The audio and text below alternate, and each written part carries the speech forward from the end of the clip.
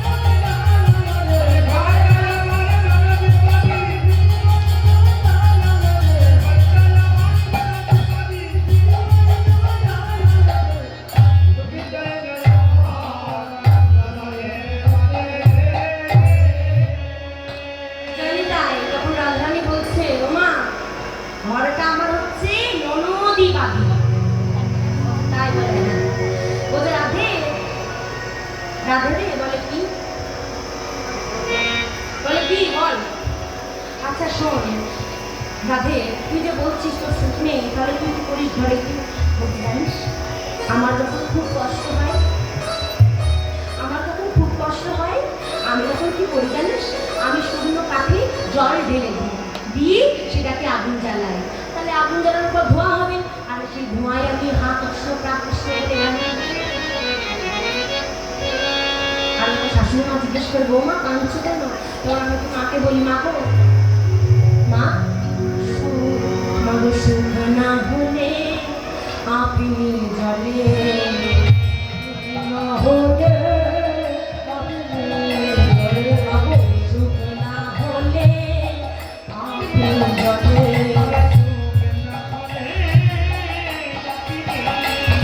বলি সুখ না হলে আপনি জলে, সুখ না হলে আপনি জলে, সুখ না হলে আপনি জলে।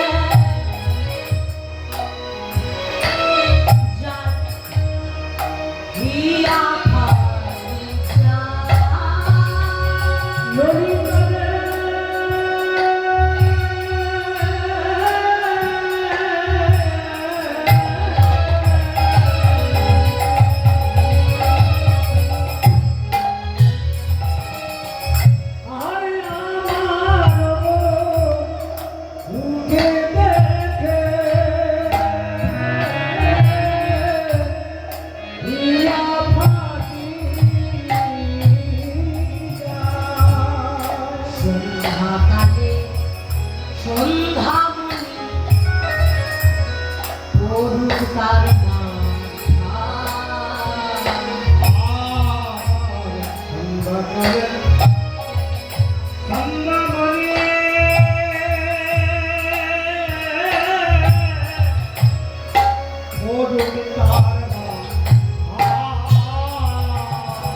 মাথায় যেন তারা পড়বে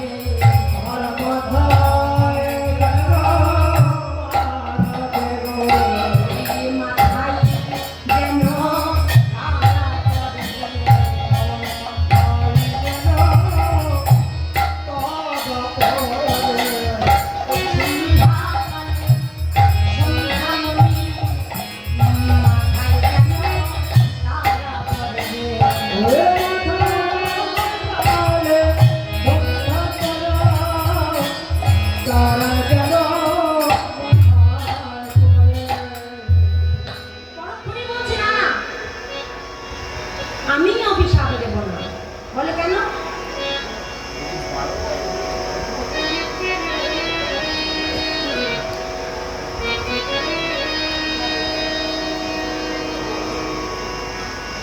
তাই বলছে শোনো, পরপুরি রাধারানী বলছে এই যে আমি অভিশাপ দেব না। বলে তাহলে তুই অভিশাপ দিবি আবার? বলে শোনো, বলে আমার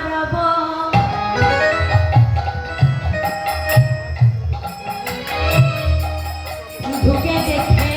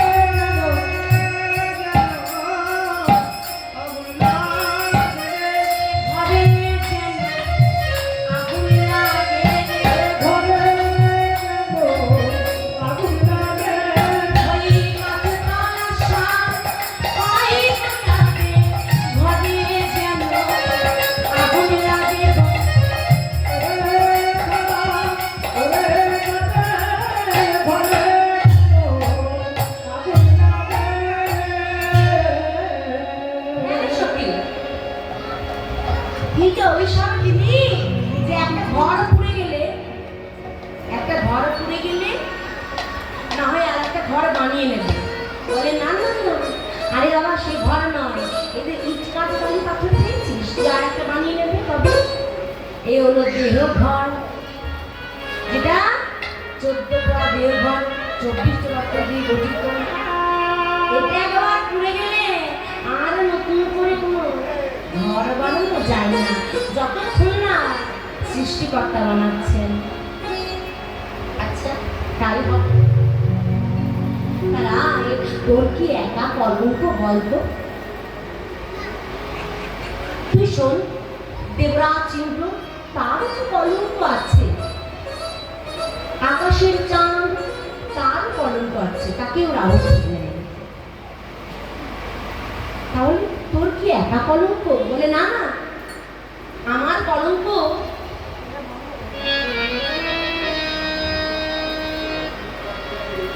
তাই আমার কলঙ্ক কেমন জানিস? আমার কলঙ্ক একটু বেশি আছে, কেমন জানিস? বলে ফল করো তাল করিয়া আমি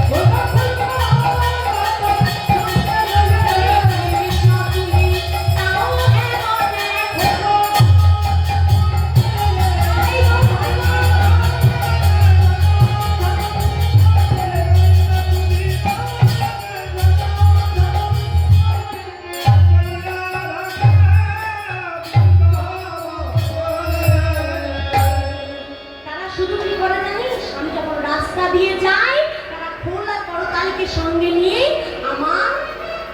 আমার কলঙ্ক গান গায়। শুধু কি তাই? বলে শোন, গুণী মানি যত আছে জগতে,